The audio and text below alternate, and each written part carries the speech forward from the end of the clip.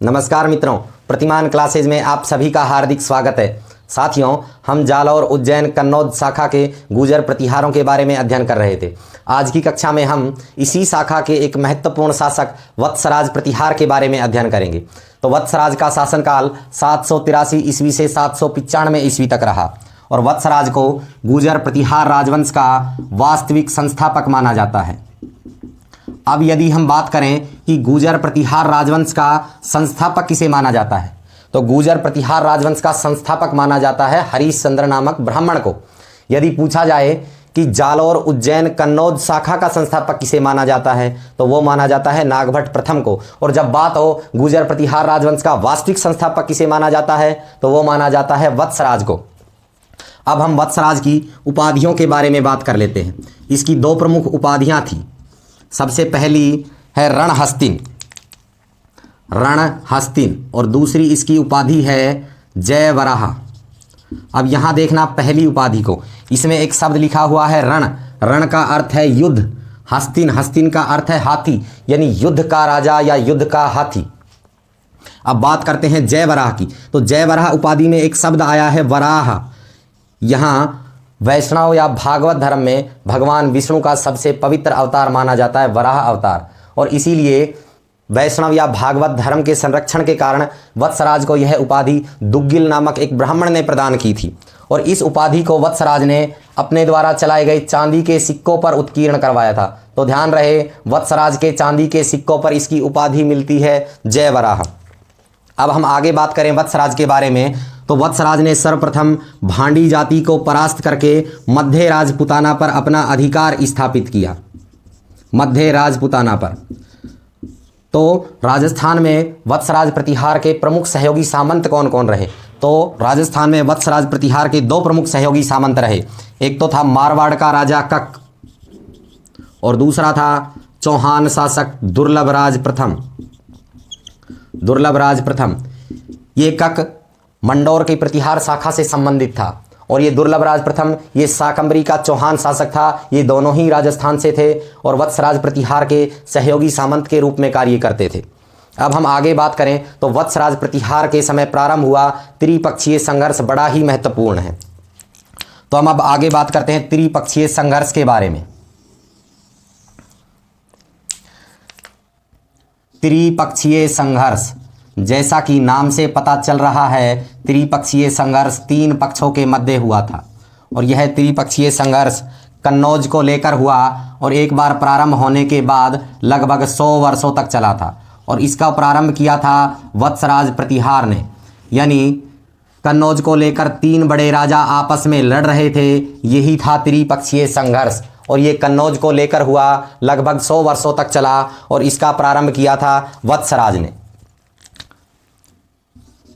अब हम आगे बात करें कि इस कन्नौज की स्थिति क्या थी और ये तीन पक्ष कौन कौन से थे। तो देखना, कन्नौज पड़ता है वर्तमान उत्तर प्रदेश में। ये रहा कन्नौज और ये है उत्तर प्रदेश में। और इस समय कन्नौज में आयुध वंश का एक शासक शासन कर रहा था जिसका नाम था इंद्रायुध। ये इंद्रायुध थोड़ा कमजोर शासक था। अब बात करते हैं हम कि तीन पक्ष कौन कौन से थे। तो तीन पक्षों की बात करें, पहला पक्ष तो था गुर्जर प्रतिहार राजवंश और यहाँ का शासक था वत्सराज प्रतिहार और इस समय इसकी राजधानी थी उज्जैन में। तो ये हो गया पहला पक्ष। दूसरे पक्ष की बात करें तो दूसरा पक्ष था बंगाल और बंगाल का शासक था धर्मपाल और यहाँ शासन था पाल वंश का और यहाँ का शासक हो गया धर्मपाल। अब हम बात करें तीसरे पक्ष की, तो तीसरा पक्ष था दक्षिणी भारत का राष्ट्रकूट वंश और इनकी राजधानी थी मान्यखेत कर्नाटक और इस समय राष्ट्रकूट वंश का जो शासक था वो था ध्रुव प्रथम। अब देखना त्रिपक्षीय संघर्ष को। सबसे पहले बात करें हम कन्नौज की, तो कन्नौज सामरिक दृष्टि से बड़ा ही महत्वपूर्ण स्थान है और इस समय यहाँ जो शासन कर रहा था इंद्रायुध, ये थोड़ा कमजोर शासक था। इसीलिए कन्नौज पर भारत की तीन बड़ी शक्तियां नजर गड़ाए बैठी हुई थी और तीनों ही कन्नौज पर अपना अपना अधिकार स्थापित करना चाहती थी। तो सबसे पहले कन्नौज पर आक्रमण किया वत्सराज ने और इस त्रिपक्षीय संघर्ष की शुरुआत की। तो कन्नौज पर सबसे पहले आक्रमण वत्सराज ने किया और कन्नौज पर आक्रमण कर इंद्रायुध को पराजित किया और वापस इंद्रायुध को पराजित करके कन्नौज पर अपना अधिकार स्थापित कर लिया। अब जैसे ही ये बात पता चली धर्मपाल को कि कन्नौज पर वत्सराज ने अपना अधिकार कर लिया है, तो धर्मपाल ने सोचा कि कन्नौज पर तो मैं अधिकार करने की सोच रहा था, लेकिन मेरे से पहले तो यहाँ वत्सराज आके बैठ गया। तो धर्मपाल इस बात से हो गया नाराज और धर्मपाल ने फिर आक्रमण कर दिया वत्सराज पर। लेकिन धर्मपाल को इस आक्रमण में अपने मुंह की खानी पड़ी और ये पराजित होकर अपने घर वापस लौट आया। यानी कन्नौज पर अभी भी अधिकार है वत्सराज का। तो ये ध्रुव प्रथम कन्नौज में चल रहे इस पूरे घटनाक्रम को देख रहा था कि कन्नौज में चल क्या रहा है। मेरे से पहले ही दो पक्ष आपस में लड़ रहे हैं, इसीलिए ध्रुव प्रथम नीचे से आया और सबसे पहले आकर इसने पीटा वत्सराज को और वत्सराज अपनी जान बचा के भाग गया जालौर में और जालौर में जाकर इसने शरण ली। अब ध्रुव प्रथम ने देखा कि वत्सराज तो चला गया है। अब नंबर था धर्मपाल का कि ये धर्मपाल भी कन्नौज को लेके लड़ रहा था, इसीलिए अब ध्रुव प्रथम ने पीटा धर्मपाल को, यानी धर्मपाल को भी पराजित कर दिया और वापस से कन्नौज की गद्दी पर बैठा दिया इंद्रायुध को। अब कन्नौज का शासक पुनः बन गया है इंद्रायुध। कुछ समय बाद ध्रुव प्रथम के राज्य की स्थिति बिगड़ने लगी, इसीलिए ये अपने राज्य वापस लौट आया। जैसे ही ये अपने राज्य वापस लौट आया तो धर्मपाल ने देखा कि ये बढ़िया मौका है कन्नौज पर अधिकार करने का, क्योंकि ध्रुव प्रथम तो वापस लौट चुका है और वत्सराज अभी जालौर में बैठा है। तो धर्मपाल ने मौका चूका नहीं और इसने आक्रमण कर दिया इंद्रायुध पर और इंद्रायुध को पराजित करके इसको पुनः सिंहासन से हटा दिया और इंद्रायुध के स्थान पर इसका एक भाई था जिसका नाम था चक्रायुध और इस चक्रायुध को अपने अधीन सिंहासन पर बैठा दिया। यानी चक्रायुध चेला हो गया है धर्मपाल का। अब चक्रायुध धर्मपाल के अधीन कन्नौज पर शासन कर रहा है। कुछ समय बाद वत्सराज जालौर से वापस आया, लेकिन इस समय इसकी स्थिति थोड़ी ठीक नहीं थी और जल्दी ही 795 ईस्वी में वत्सराज की मृत्यु हो गई। यानी वत्सराज की मृत्यु के समय अभी कन्नौज में धर्मपाल का अधिकार है और इसके अधीन शासन कर रहा है चक्रायुध। अभी त्रिपक्षीय संघर्ष को हम अगले शासकों में और पढ़ेंगे। तो ये था वत्सराज के समय का त्रिपक्षीय संघर्ष। अब हम आगे बात करें तो वत्सराज के समय लिखी गई कुछ महत्वपूर्ण साहित्यिक रचनाओं के बारे में। तो वत्सराज के समय 3 बड़े ही महत्वपूर्ण ग्रंथ लिखे गए। सबसे पहला है कुवलय माला ग्रंथ और इस कुवलय माला ग्रंथ की रचना की थी उद्धोतन सूरी ने। उद्धोतन सूरी ने 778 ईस्वी में और कुवलय माला ग्रंथ की रचना हुई थी भीनमाल जालौर में और इस ग्रंथ में वत्सराज को जालौर का शासक बताया गया है। अब इसमें थोड़ी सी एक विचित्र बात लगेगी कि इस ग्रंथ की रचना उद्धोतन सूरी ने की 778 ईस्वी में, लेकिन वत्सराज का शासनकाल ही प्रारंभ होता है 783 ईस्वी से। तो ये वत्सराज के समय कैसे लिखा गया है? तो देखना, तो ये जो 778 ईस्वी जो इसमें तिथि है, यह है जब कुवलय माला ग्रंथ लिखना प्रारंभ हुआ तब की, लेकिन यह अधिकांश वत्सराज के शासनकाल में लिखा गया और यह ग्रंथ लिखकर जो तैयार हुआ यानी पूर्ण हुआ वो भी वत्सराज के शासनकाल में हुआ। दूसरा महत्वपूर्ण ग्रंथ है हरिवंश पुराण। ये हरिवंश पुराण एक जैन ग्रंथ है और इसकी रचना की थी जीनसेन सूरी ने 783 ईस्वी में। तो देखना, ये 783 ईस्वी भी इसकी प्रारंभिक तिथि ही है। अब बात करें हम हरिवंश पुराण में वत्सराज को अवंती यानी उज्जैन का शासक बताया है। तीसरा और सबसे महत्वपूर्ण ग्रंथ है वली प्रबंध। यह भी वत्सराज के समय लिखा गया और इस ग्रंथ से हमें तत्कालीन समाज में प्रचलित 3 प्रमुख प्रथाओं की जानकारी प्राप्त होती है। सबसे पहली है सती प्रथा, इसके बारे में हम सभी जानते हैं। दूसरी है स्वयंवर प्रथा, इसके बारे में भी हम भली भांति परिचित हैं स्वयंवर प्रथा के बारे में। और तीसरी प्रथा है नियोग प्रथा। अब देखना, परीक्षा में सवाल भी पूछा जाता है कि नियोग प्रथा की जानकारी हमें कहाँ से प्राप्त होती है। तो नियोग प्रथा के बारे में हमें जानकारी वत्सराज के समय लिखे गए वली प्रबंध ग्रंथ से प्राप्त होती है। तो अब जानते हैं हम नियोग प्रथा के बारे में कि ये नियोग प्रथा थी क्या। अब हम नियोग प्रथा के बारे में समझते हैं। तो देखना, ये कोई महिला है और इसके साथ में ये जो पुरुष खड़ा दिखाई दे रहा है ये इस महिला का पति है और ये जो कुछ लोग दिखाई दे रहे हैं ये इस पुरुष के भाई हैं। यानी इस महिला के या तो ये देवर लगेंगे या इस महिला के ये जेठ लगेंगे। और ये जो अलग से खड़ा दिखाई दे रहा व्यक्ति है ये इस परिवार का सदस्य तो नहीं है, लेकिन इस पुरुष का समगोत्री है। यानी इस महिला के पति का गोत्र और इस अलग खड़े दिखाई दे रहे व्यक्ति का गोत्र एक ही है। अब हम देखें, इस महिला के कोई संतान नहीं है। इसके दो ही कारण हो सकते हैं, या तो इसके पति की मृत्यु हो गई हो या इसका पति बच्चे पैदा करने में अक्षम हो। और ऐसी स्थिति में महिला अब बच्चे पैदा करना चाहती है तो क्या करे? तो ऐसी स्थिति में क्या होता था, यदि इसका पति मर गया तो ठीक है, कोई बात नहीं। यदि इसका पति जीवित है तो अपने पति की अनुमति लेकर केवल एक बार अपने देवर या अपने जेठ के साथ संबंध बनाकर संतान पैदा कर सकती थी। अब किसी महिला के मान लो देवर या जेठ ही नहीं है, तो इसीलिए ये अपने पति के किसी समगोत्री व्यक्ति के साथ संबंध बनाकर बच्चे पैदा कर सकती थी। यही थी नियोग प्रथा, यानी पति के अलावा पर पुरुष के साथ संबंध बनाकर बच्चे पैदा करने की प्रथा थी नियोग प्रथा। अब बच्चा पैदा हो गया, यहां तक तो ठीक है। अब बात करें हम बच्चे की। अब इस बच्चे का माता कौन है और पिता कौन है? अब ये बच्चा कहीं अपना प्रमाण पत्र बनवाने गया, यानी अपनी आइडेंटिटी बनवाने गया, तो अब बात करें उसके माता पिता का नाम क्या आएगा? अब माता तो ये महिला ही होगी, क्योंकि ये तो गारंटी है कि इस बच्चे ने इसी महिला के गर्भ से जन्म लिया है, तो माता तो यही हो गई, ठीक है। अब बात करें पिता की। पिता कौन होगा? इस महिला का पति होगा या फिर वो होगा जो इसका असली बाप है जिसने इसको पैदा किया है। तो इसके पिता में जो नाम आएगा इस महिला के पति का नाम आएगा, यानी असली बाप कोई और है लेकिन इसके पहचान पत्र में नाम आ रहा है, वो आ रहा है नकली पिता का, यानी महिला के पति का। अब हम बात करें, चाहे वो किसी भी दौर का समय लगा लो, चाहे पहले का समय लगा लो या चाहे आज का दौर लगा लो, किसी भी व्यक्ति की वास्तविक पहचान क्या होती है, यानी उसकी वास्तविक आइडेंटिटी क्या है, उसकी माता है या उसका पिता है। तो इस पहचान पत्र से हमें अच्छे से समझ में आ रहा है कि किसी व्यक्ति की वास्तविक आइडेंटिटी उसकी माता होती है, उसका पिता नहीं, क्योंकि इस बात की तो गारंटी है क्योंकि उस बालक ने अपनी माता के गर्भ से जन्म लिया है। लेकिन बाप की क्या गारंटी है? या तो वो महिला ही बता सकती है कि उस बच्चे का असली बाप कौन है, या फिर डीएनए टेस्ट से पता चल सकता है। अब ऐसा तो संभव है नहीं। तो ये बच्चा किसे अपना बाप मानता है? तो ये महिला जिस व्यक्ति की ओर इशारा करके ये कह देती है कि बेटा ये तुम्हारा बाप है, तो वो बच्चा उसी को अपने पिता के रूप में स्वीकार कर लेता है और उसी को अपना बाप समझने लग जाता है, चाहे उसका असली बाप कोई भी हो। तो ये थी नियोग प्रथा। अब इस नियोग प्रथा के भी कुछ नियम होते थे, जैसे अब मान लो ये महिला बच्चे पैदा करना चाह रही है, अब इसके पति नहीं है और पति मर गया जब, तो ये ठीक है। यदि पति है तो पति की अनुमति लेनी पड़ेगी, और पति बच्चे चाह रहा है तो इसमें इस महिला का राजी होना भी आवश्यक है कि ये दूसरे पुरुष के साथ संबंध बनाएगी या नहीं। तो इसीलिए इन दोनों की अनुमति की आवश्यकता होती थी बच्चे पैदा करने में।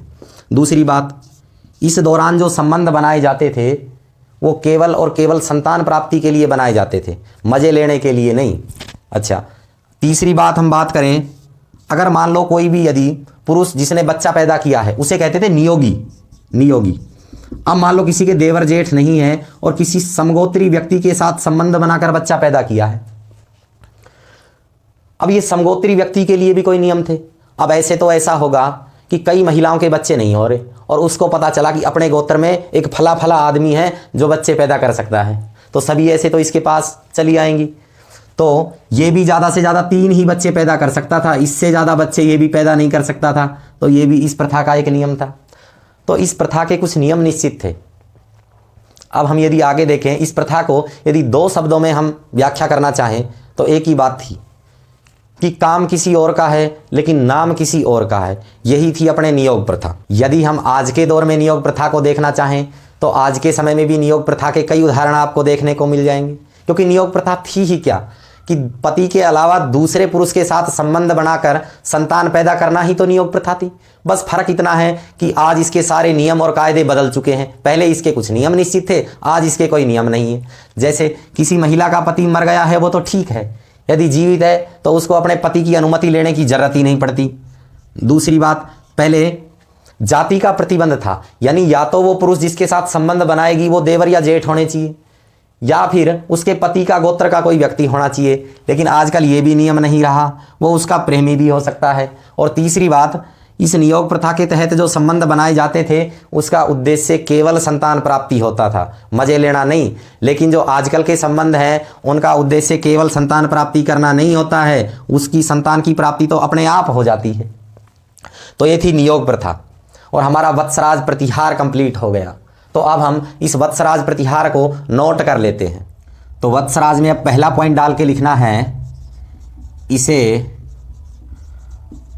गुर्जर प्रतिहार राजवंश का वास्तविक संस्थापक माना जाता है।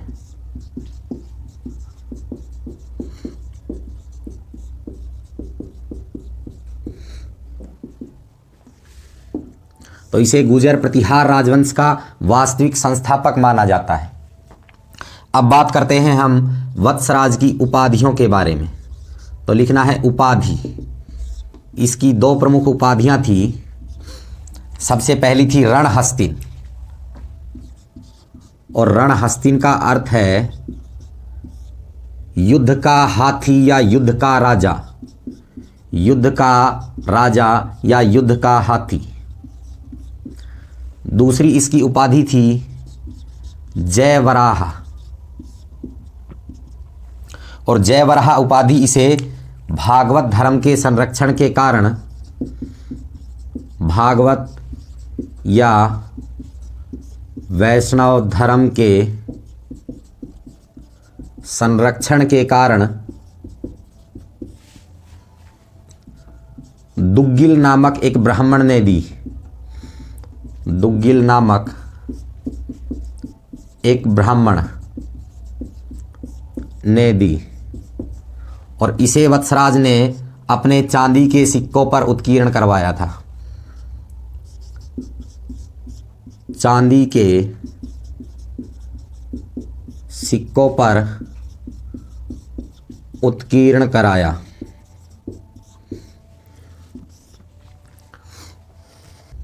अगला पॉइंट डाल के लिखना है, वत्सराज ने सर्वप्रथम भांडी जाति को पराजित कर, भांडी जाति को पराजित कर मध्य राजपुताना, मध्य राजपुताना पर अपना अधिकार किया।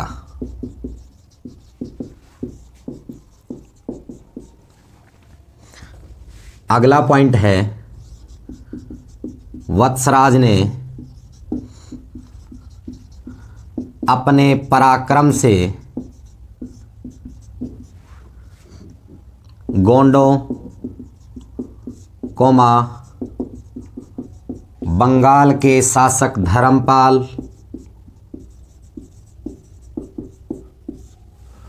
और कन्नौज के शासक इंद्रायुध को पराजित किया। इंद्रायुध को पराजित किया। आगे हम बात करते हैं वत्सराज के प्रमुख सहयोगी सामंतों के बारे में। तो एक तो था मारवाड़ का राजा कक, मारवाड़ का राजा कक, और दूसरा था चौहान शासक दुर्लभराज प्रथम, चौहान शासक दुर्लभराज प्रथम। वत्सराज के प्रमुख सहयोगी सामंत थे।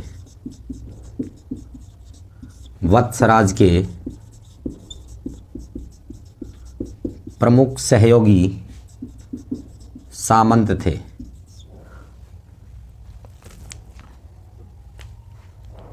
अगला पॉइंट डालना है त्रिपक्षीय संघर्ष।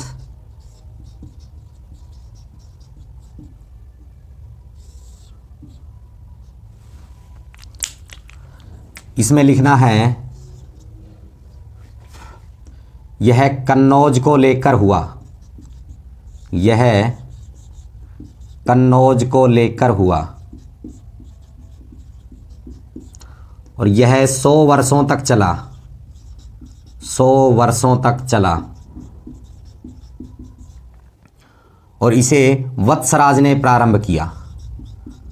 वत्सराज ने प्रारंभ किया। अच्छा, अब सबसे पहले कन्नौज पर आक्रमण कर उस पर अधिकार किया था वत्सराज ने, इसीलिए वत्सराज को कन्नौज में प्रतिहार वंश की नींव डालने वाला शासक भी माना जाता है। तो नोट डाल के ये बात भी लिख लेना, नोट।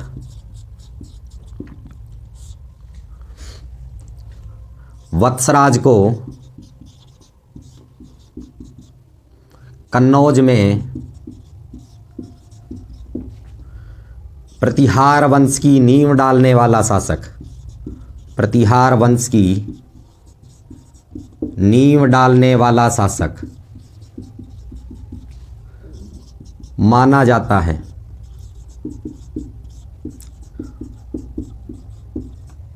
और बाद में कन्नौज को गुर्जर प्रतिहार राजवंश की राजधानी बनाया था वत्सराज के पुत्र नागभट्टदित्य ने। फिर उसके बाद हमें ये डायग्राम बनाना है और इसमें कुछ तथ्य लिखने हैं। सबसे पहला, यहाँ ये रहा कन्नौज और ये पड़ता है यूपी में, उत्तर प्रदेश में, और यहाँ शासन था आयुध वंश का और यहाँ का शासक था इंद्रायुध।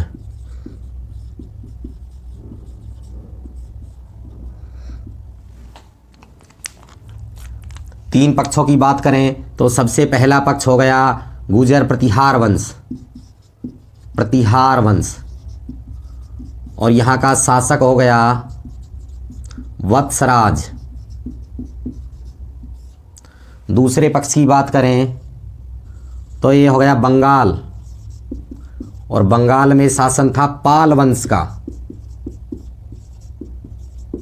और यहाँ का शासक था धर्मपाल। तीसरा पक्ष था दक्षिणी भारत का राष्ट्रकूट वंश, राष्ट्रकूट वंश, और इस राष्ट्रकूट वंश की राजधानी थी मान्यखेत, कर्नाटक।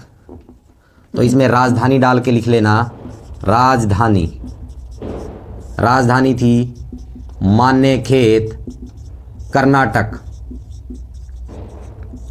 और यहाँ का जो इस समय शासक था वो था ध्रुव प्रथम। तो त्रिपक्षीय संघर्ष में हमें ये डायग्राम बनाना है और इन तथ्यों को नोट भी करना है।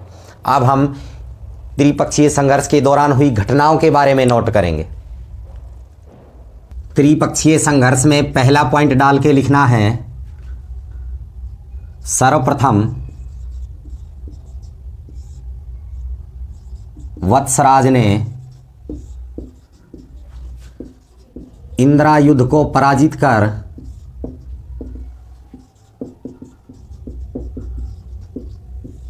कन्नौज पर अपना अधिकार कर लिया, कन्नौज पर अधिकार कर लिया।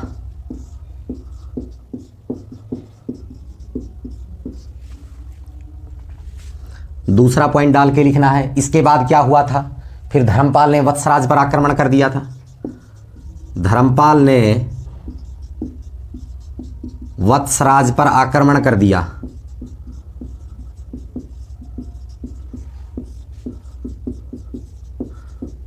परंतु वत्सराज विजयी रहा।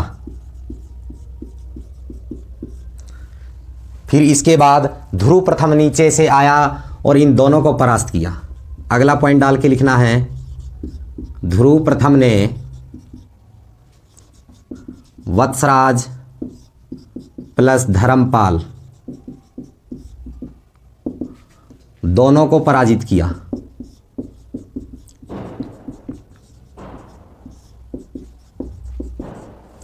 और जब ध्रुव प्रथम ने वत्सराज और धर्मपाल को पराजित किया था और इनके साथ जो युद्ध हुआ था ध्रुव प्रथम का, ये हुए थे गंगा यमुना के दोआब क्षेत्र में। यानी ये रही गंगा नदी और इसमें आकर मिल गई यमुना नदी, तो दो नदियों के बीच का क्षेत्र कहलाता है दोआब। ऐसे ही 5 नदियों के बीच का जो क्षेत्र है वो कहलाता है पंजाब। तो यह युद्ध गंगा यमुना के दोआब क्षेत्र में हुआ। इसीलिए ध्रुव प्रथम ने प्रतिहारों और पालों पर मिली इस विजय के उपलक्ष्य में अपनी राष्ट्रकूट कुलचिन्ह एल्बम में गंगा यमुना के चिन्हों को सम्मिलित कराया था। तो अब आगे लिखना है इसमें, यह युद्ध गंगा यमुना के दोआब क्षेत्र में हुआ। गंगा यमुना के दोआब क्षेत्र में हुआ। इसीलिए ध्रुव प्रथम ने प्रतिहारों व पालों पर, पालों यानी पाल वंश का शासक धर्मपाल, प्रतिहारों व पालों पर मिली विजय के उपलक्ष्य में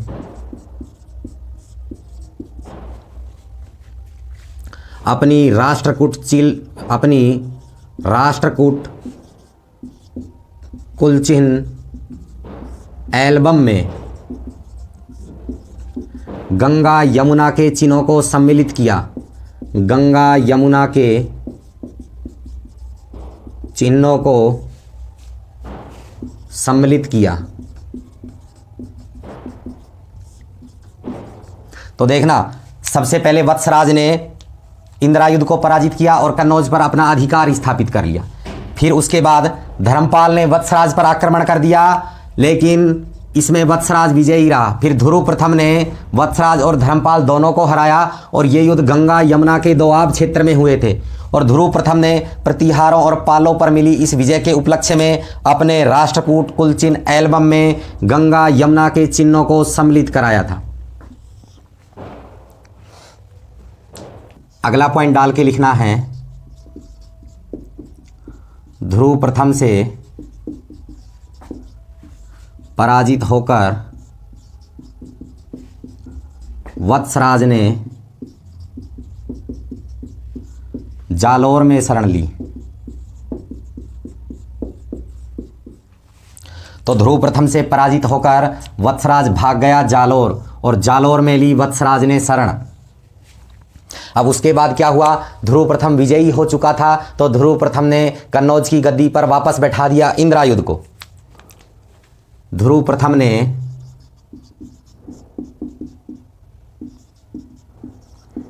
इंद्रायुध को पुनः कन्नौज की गद्दी पर बैठा दिया।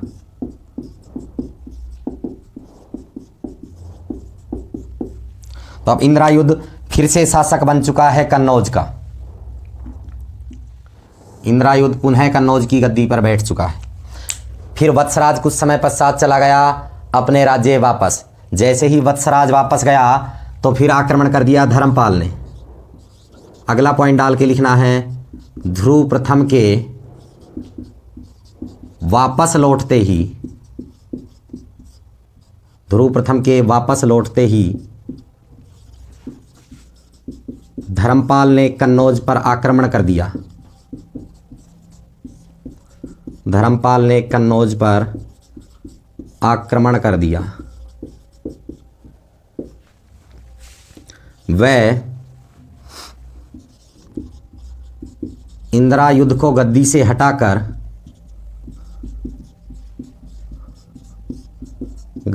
हटाकर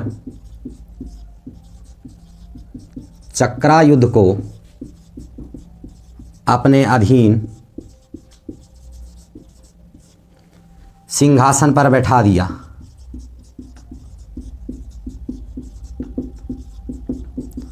तो अब कन्नौज की गद्दी पर बैठ चुका है चक्रायुध, और ये धर्मपाल की अधीनता में रहकर कर रहा है शासन इंद्रायुध के स्थान पर।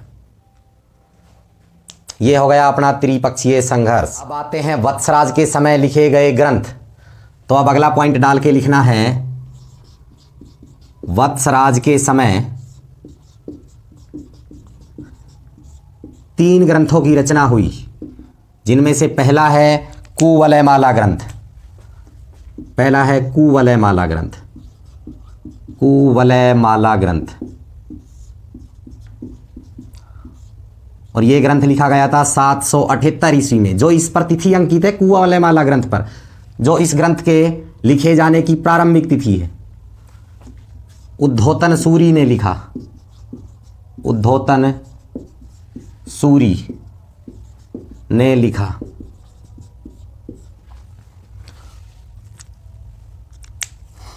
तो ये हो गया अपना कुवलयमाला ग्रंथ, जो लिखा है उद्धोतन सूरि ने। अब देखना, इस कुवलयमाला ग्रंथ में वत्सराज को जालोर का शासक बताया गया है और कुवलयमाला ग्रंथ लिखा गया भीनमाल में। यह भीनमाल में लिखा गया, भीनमाल में लिखा गया। इसमें वत्सराज को जालोर का शासक बताया है। इसमें वत्सराज को जालोर का शासक बताया गया है।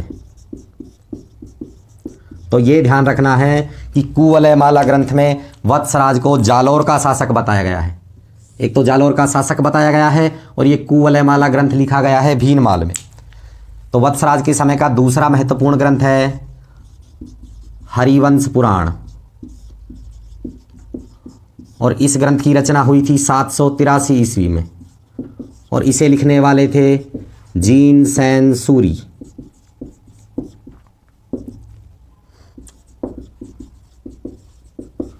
अब देखना, ये जो हरिवंश पुराण है ये एक जैन ग्रंथ है और इसमें वत्सराज को बताया गया है अवंती यानी उज्जैन का राजा। यह एक जैन ग्रंथ है, तो ये ध्यान रखना है, यह एक जैन ग्रंथ है। इसमें वत्सराज को अवंती का शासक बताया गया है। अवंती यानी उज्जैन, उज्जैन का शासक बताया गया है। तो ये एक जैन ग्रंथ है और इसमें वत्सराज को अवंती उज्जैन का शासक बताया गया है। और वत्सराज के समय लिखा गया तीसरा और सबसे महत्वपूर्ण ग्रंथ है वली प्रबंध।